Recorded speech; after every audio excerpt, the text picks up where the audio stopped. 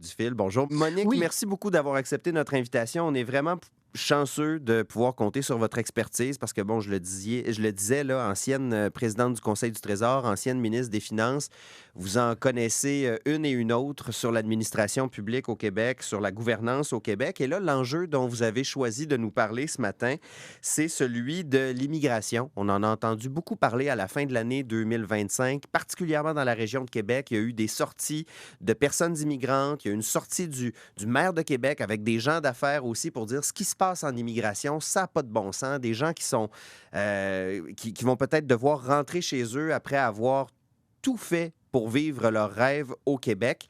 Et c'est un sujet qui va nous suivre encore en 2026.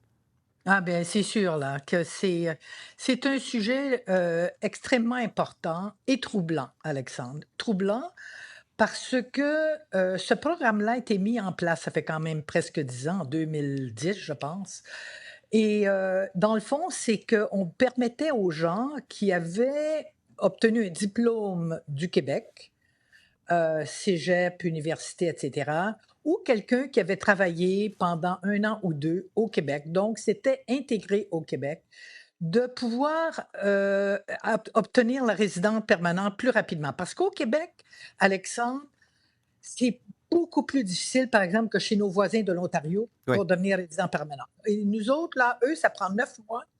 Nous, ça peut prendre de 4 à 5 ans. Je sais, j'ai des amis qui font ça, aider des immigrants à rentrer au Québec. Mhm. Alors là, c'est Ça, c'est le c'est c'est programme de l'expérience québécoise, là. C'était la voie rapide exactement, pour accéder à... exactement. Le PEC, comme on parle, le PEC, dans le fond, l'expérience, le programme d'expérience québécoise.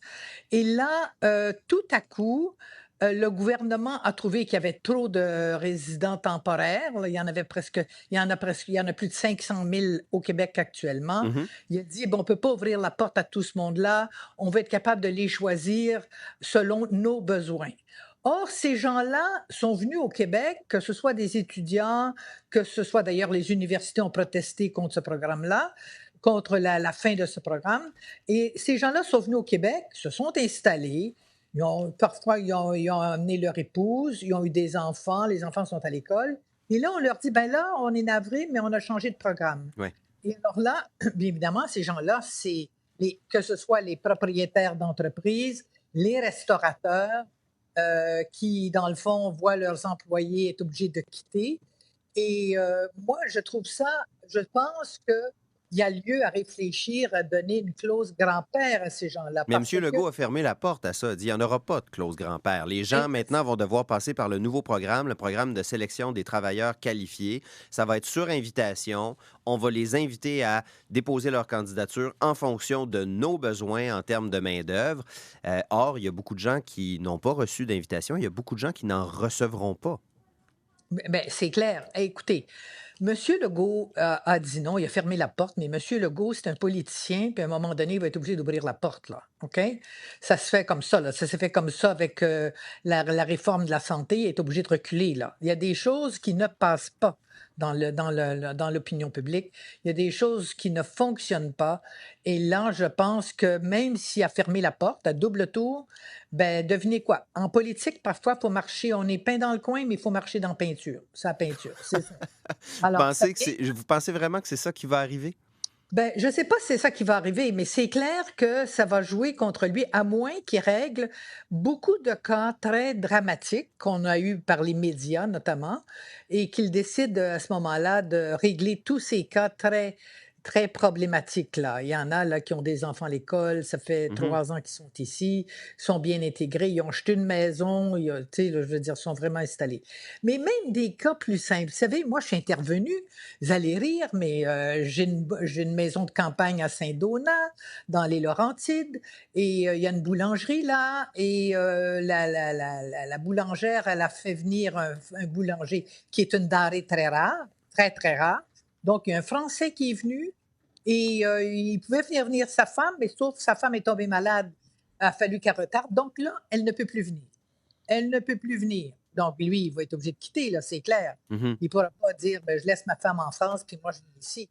Alors, voilà des cas, quand même, là, où c'est évidemment, euh, il y a quelque chose sur le côté éthique, là. Moi, ce qui me rend mal à l'aise dans ça, c'est ce changement d'approche comme ça, changer les règles du jeu, alors que vous êtes entré dans un, je dirais, un profil qui, dans le fond, vous aviez fait vos projets d'avenir en fonction de ce profil. Oui, puis même Alors, le discours, oui, on change de programme, mais le discours gouvernemental autour du programme de l'expérience québécoise a beaucoup changé. Je me souviens d'avoir couvert une conférence de presse dans laquelle le gouvernement de François Legault annonçait que le programme de l'expérience québécoise, les étudiants diplômés, on va les admettre en continu. Il n'y aura pas de plafond parce que c'est les immigrants modèles. Ils ont étudié en français, ils ont un diplôme, on a besoin des cerveaux. Et puis là, ben quoi, un an et demi plus tard, 2 ans plus tard, on dit finalement ce programme-là, on l'abolit complètement, ça répond plus à nos besoins. Il y a vraiment eu un virage à 180, là. non seulement il y a un virage, mais vous savez, en politique, il faut faire attention pour ne pas dire des âneries trop souvent, là, OK? J'en sais quelque chose, là. J'en ai dit quelques-unes, là, puis il ne faut pas qu'on se trompe trop souvent. C'est surtout que faut qu'on ait l'air cohérent. Et là, ça fait plusieurs programmes, plusieurs situations. Et moi, je l'aime bien, François, là, c'est pas mon parti, bien sûr, mais il en demeure pas moins que c'est un homme pour qui j'ai beaucoup, beaucoup, beaucoup d'estime. Ben, il ne pourra pas se permettre de dire, de virer capot comme ça plusieurs fois. Il l'a fait pour nombre de secteurs, mais là, à un moment donné, il faut que ça tienne là. Alors, s'il a dit qu'il fallait venir, effectivement, ces gens-là ont un diplôme souvent universitaire du Québec, doivent connaître le français, hein. Il y a un test important en français à passer, même s'ils ont étudié dans une université anglophone, il faut qu'ils soient pas simplement savoir quelques phrases, il faut qu'ils soient capables d'argumenter. Et dans le fond, ils sont une denrée rare. Un diplôme universitaire, une personne formée, ça vaut cher, ça, de nos jours. Oui, puis vous dites Comme quoi, aussi la situation, elle a changé au Québec, là. On n'est plus à une période où on avait une très, très large part de la population qui était sur le marché du travail. Aujourd'hui, on a beaucoup plus de retraités. Et puis les entrepreneurs nous le disent, on a besoin de main-d'œuvre étrangère. je pense que le témoignage du maire de Québec, finalement, et je pense qu'il a eu raison de sortir comme il est sorti. Vous avez raison. En plus de ça, Alexandre, il y a un autre volet de la société québécoise. Il y a plus de monde qui meurt, qui a plus de vieux qu'il y a de jeunes qui entrent sur le marché. Il y a plus de gens qui sont vieux, là, qui sont à la retraite. Moi, quand j'ai commencé, je vais vous donner un chiffre, je ne veux pas en donner trop là, parce que ça irrite les gens, puis je suis d'accord. Mais quand j'ai commencé à travailler, il y avait 7 travailleurs par retraité. Aujourd'hui, il y en a 3 par retraité, même pas 3, 2 points quelque chose. Oui, c'est moins Ça de veut la dire moitié que moins. pour payer moins de la moitié, et ça veut dire que, Alexandre, pour payer, dans le fond, le service de santé, payer les enseignants, payer les infirmières, entretenir nos routes, faire tout ce qu'on fait comme gouvernement, ils sont peu nombreux. Moi, je suis très vieille, là. Ben là, les jeunes, là, eux, il faut qu'ils travaillent 2 fois plus pour être capables de financer tous ces programmes que nous avons, parce qu'on n'a pas coupé nos programmes, on les a enrichis. D'accord? Alors, c'est clair qu'il y a des dépenses, et d'ailleurs, on s'en rend compte, hein, les routes sont mal entretenues, là, soyons clairs.